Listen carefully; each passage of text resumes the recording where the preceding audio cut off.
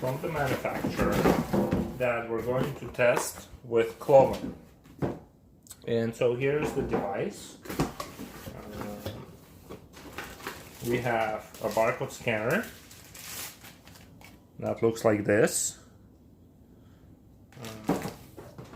We have a stand that looks like this.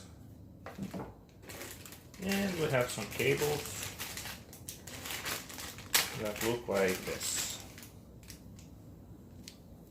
So it's a USB cable.